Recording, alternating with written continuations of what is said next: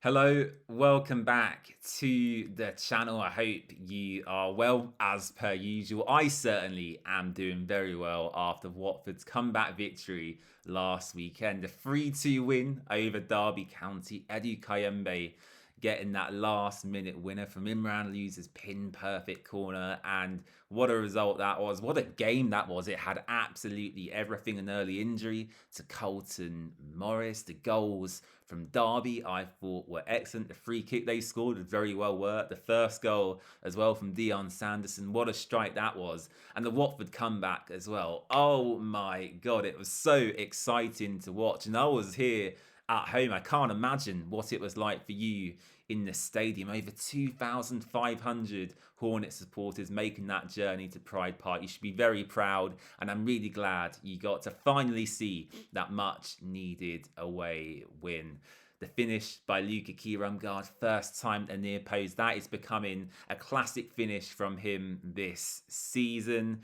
Iran Kunda did really well to win the penalty. The touch to bring down Mamadou Doumbia's crossfield ball was absolutely brilliant. Kayembe slotted that away. And as I mentioned as well, Kayembe glancing in Imran Luz's corner. From start to finish, it was a very entertaining game of football. And let's hope tomorrow at Vicarage Road we will see the same. Preston North End visit WD18. Paul Heckenbottom's side currently sit fifth in the championship, in them very important playoff positions. And if the results go in Watford's favour and we pick up all 3 points, we could be joining them in the playoffs. So a massive game, a lot on the line actually. And let's take a look at Preston very briefly. How have they been getting on lately? Well, they've had a pretty good season so far. As I said, they do sit in 5th position on 26 points. However, they haven't won in their last 2 games. Quite a disappointing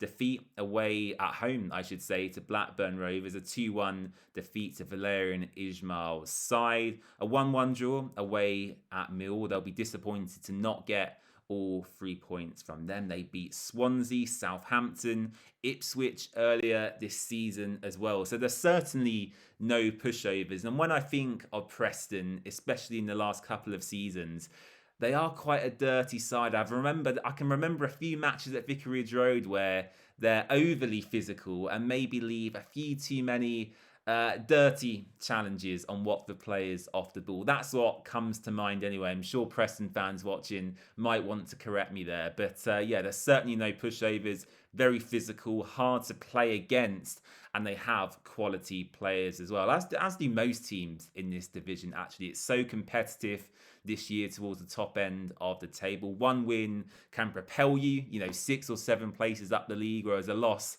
you can find yourself near the relegation zone. So I think in that regard, we're still very early on in the season when it comes to judging teams based on league position. But nonetheless, Watford want to come away with all 3 points tomorrow to propel ourselves, as I said, into the top 6.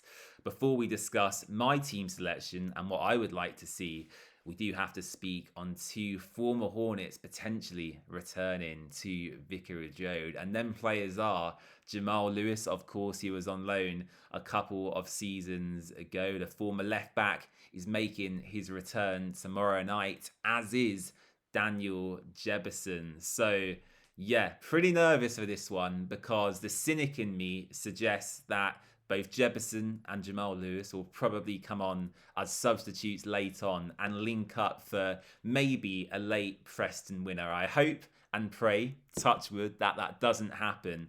But it certainly is a possibility. And in football, you cannot discount anything. So Jamal Lewis and Daniel Jebison returning to Vicarage Road tomorrow. I imagine the reception they get won't be too positive. I think it's fair for me to say. So enough about Preston, enough about Derby. Let's talk team selection and who I would like to see line up on the pitch tomorrow night. Okay, very quickly, we'll do team selection and then on to my score prediction. Starting in goal, I'm going to go with Nathan Baxter once again. Of course, if Selvik was fit, I would go for him. I don't think there's too much between both keepers. Selvik is definitely the better option, especially with the ball at his feet. But for now, given Selvik's injury and not knowing how long he'll be out for, the safe bet for me doing this selection is to put Nathan in goal. And I'm very happy with him as well. The saves he makes are really good, and is also surprisingly really commanding of his area to use. A Baxter in goal for me is quite a simple selection. At right back, whilst Ngakia has been very good, I would love to see Jeremy Petrie get a goal. I think at Vicarage Road, you want to be more attacking and more front-footed, and Petrie is certainly a more attacking option to have in that full-back position. So I'm actually going to shake it up a little bit and go for Jeremy Petrie at right back. The two centre-backs, I'm going to go with Matty Pollock as a must-start. He's certainly shown a lot more consistency in the past few weeks. So Matty Pollock, I'm very happy with. And Kevin Caben, I would start, but I am under the impression that Watford are still wanting to manage his minutes to make sure he doesn't suffer a reoccurrence of his injury last season. So I don't think we'll see Kevin Caben. I think Max Elaine or James Abankwa will come in alongside Matty Pollock. Left back again, very simple. Mark Boller, Mark Boller, Mark Boller. What a guy, what a player, superb stuff. If Imran Louza hadn't had the season he has done so far, Mark Boller would be right up there for player of the season contention. So he starts in that position for me. The midfield two, again, very, very easy for me to choose. Imran Louza and Hector, a great partnership in there. Them to start week in, week out, as long as they are fit. In the wide positions, again, this is up for debate. Of course, Rocco Vata is out injured. We're not expecting to see him until well into the new year. Maybe March, April time now, if what you hear from João-Luca Nani and Scott Duxbury is to be believed. It seems like a very, very serious hamstring tear, which I'm gutted about because I thought Rocco Vata was really coming on as one of our brightest young prospects, and to see his season ruined like it has been now because of this injury is gutting. So yeah, that's a shame. Kwadwo Bar out injured as well. My understanding is that he went for a scan earlier today, as I record this video on Monday afternoon. The extent of his injury, I'm sure we'll find out very shortly. So Kwadwo Bar won't be in the squad for this one, which again is very frustrating, which does leave as wide options not too many players. Geordie Shatford-Tatsay is nearing a return, although I don't think he'll be ready for this, which just leaves really